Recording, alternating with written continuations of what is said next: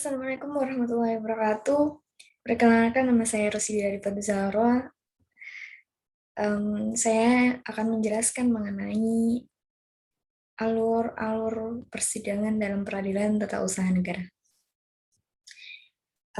Jadi yang pertama itu pembacaan gugatan. Jadi pembacaan gugatan itu pada pasal 74 ayat 1 Undang-Undang nomor 5 tahun 1986. Jadi pemeriksaan sengketa dimulai dari pembacaan isi gugatan dan surat yang membuat jawabannya oleh hukum ketua sidang. Dan jika tidak ada surat jawaban, pihak tergugat diberi kesempatan untuk mengajukan jawabannya. Yang selanjutnya pembacaan jawaban. Jadi dalam pasal 74 ayat 1 Undang-Undang nomor 5 tahun 1986. Jadi pemeriksaan sengketa dimulai dengan pembacaan isi gugatan dengan membacakan isi gugatan dan surat yang membuat jawaban oleh hakim ketua sidang. Dan jika tidak ada surat jawaban, pihak tergugat diberi kesempatan untuk mengajukan jawabannya. Lalu replik. Jadi yang selanjutnya alurnya itu replik. Jadi pada pasal 75 ayat 1 Undang-Undang nomor 5 tahun 1986, penggugat dapat mengubah alasan yang mendasari gugatan hanya sampai dengan sampai replik. Asal disertai alasan yang cukup serta tidak merugikan kepentingan tergugat dan hal tersebut yang harus disaksikan oleh hakim. Yang selanjutnya, alur selanjutnya setelah replik itu ada publik. Jadi pada pasal publik itu pada pasal 75 ayat 2 Undang-Undang nomor 5 tahun 1986. Tergugat dapat menggugat alasan yang mendasari jawabannya hanya sampai dengan duplik, asal disertai alasan yang cukup serta tidak merugikan kepentingan penggugat, dan hal tersebut harus dipertimbangkan dengan sesama oleh hakim.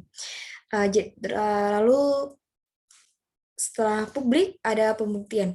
Jadi pasal 100 Undang-Undang nomor 5 tahun 1986 yang dapat dijadikan alat bukti dalam persidangan adalah sebagai seperti kayak surat atau tulisan, keterangan ahli, keterangan saksi, pengakuan para pihak, pengetahuan hakim.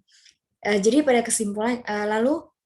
kesimpulannya pada pasal 97 ayat 1 Undang-Undang nomor 5 tahun 1986 dalam hal pemeriksaan sengketa sudah diselesaikan, kedua belah pihak diberi kesempatan untuk mengemukakan pendapat yang terakhir berupa kesimpulan masing-masing. Setelah itu putusan. Pada pasal 108 Undang-Undang nomor 5 tahun 1986, pembacaan putusan. Satu, putusan pengadilan harus diucapkan dalam sidang terbuka untuk umum.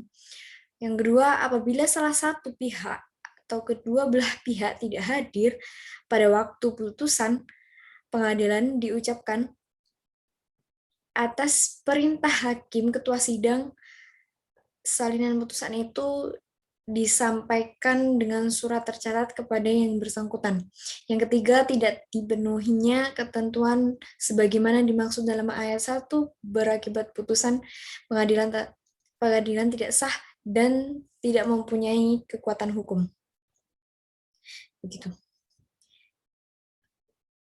Jadi kepala putusan lalu kepala putusan yang berbunyi demi keadilan berdasarkan ketuhanan yang Maha Esa, nama, jabatan, kewarganegaraan, tempat kediaman, bla bla bla, ringkasan gugatan dan jawaban tergugatan dengan yang jelas yang disampaikan oleh hakim, pertimbangan dan penilaian setiap bukti yang diajukan oleh hal yang terjadi dalam persidangan selama sengketa